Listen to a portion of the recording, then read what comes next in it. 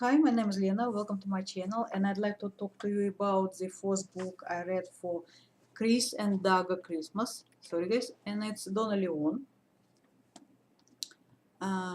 Death in a Strange Country.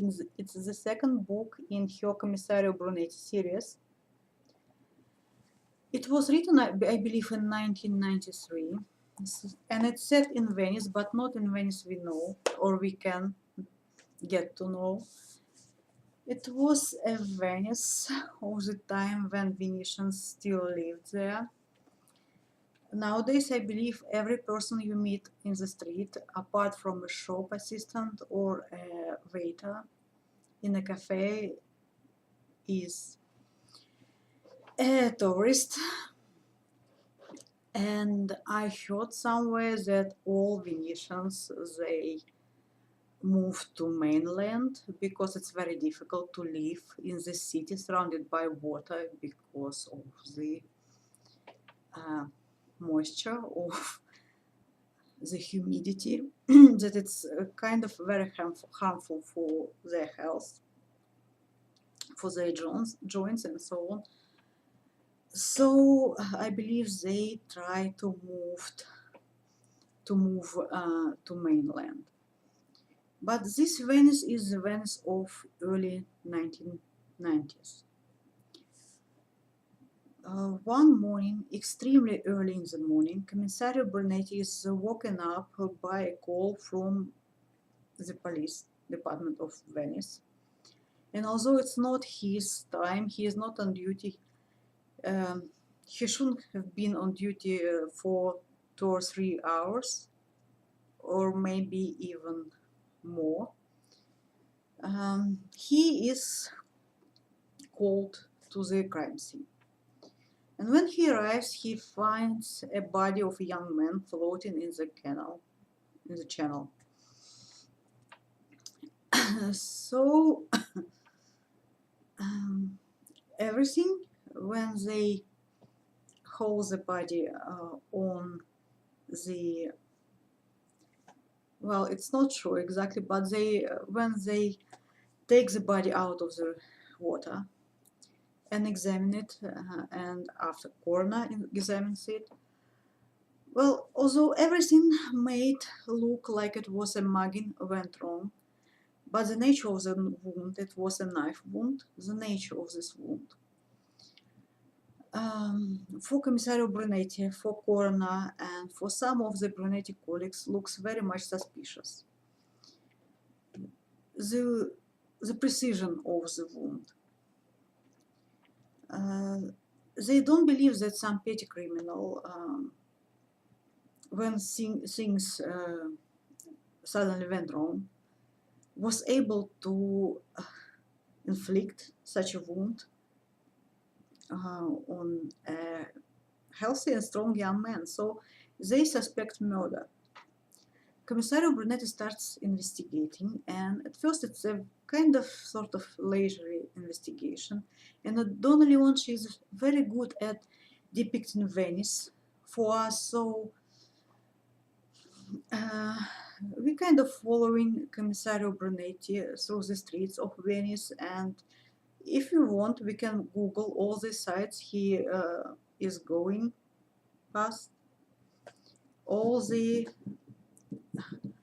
small restaurants he's having a lunch, he's having a sandwich, he's having a glass of wine, or he's meeting somebody, or he talks to somebody.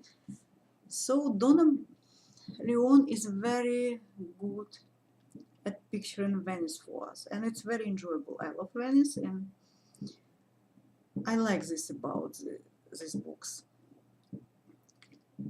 So this leisurely investigation very soon becomes a thriller. Bodies start dropping, and this investigation becomes very personal for Commissario Brunetti. He is very much driven to find the murderer and to punish him.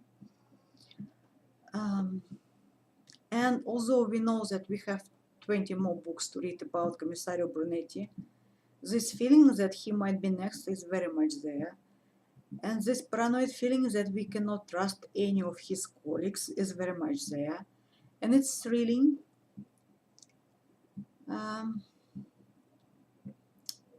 I wouldn't call it exciting, more like fascinating.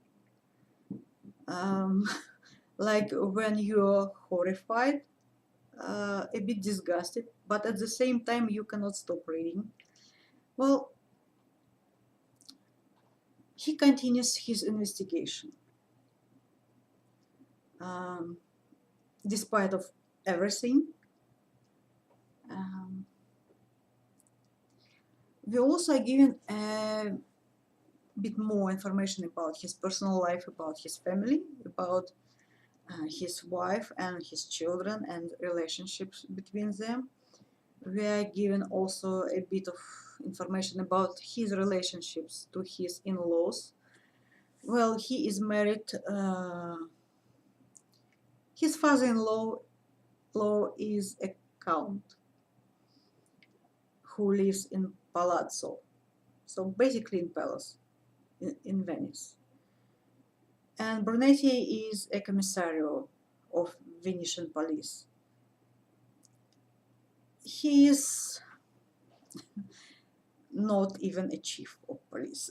And it puts some strain on his relationship with his father-in-law.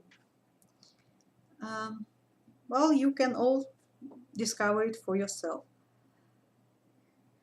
This is a very thrilling investigation. It's a mystery slash thriller.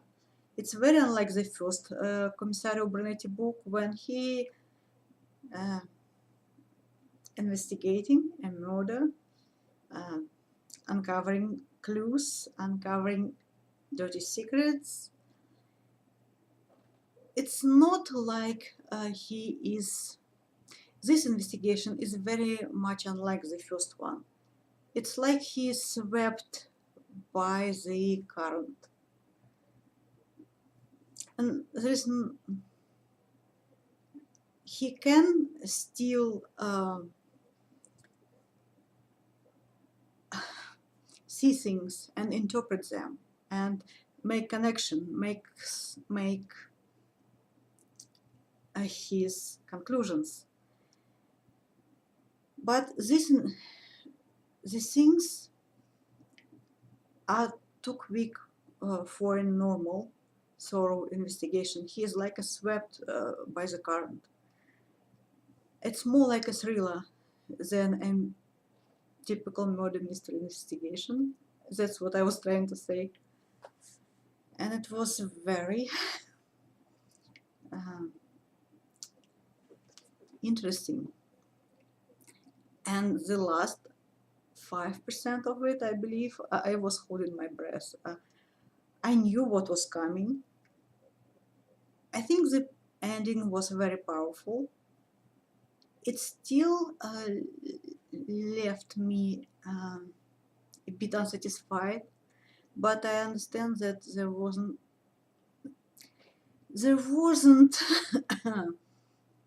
anything else that in this particular situation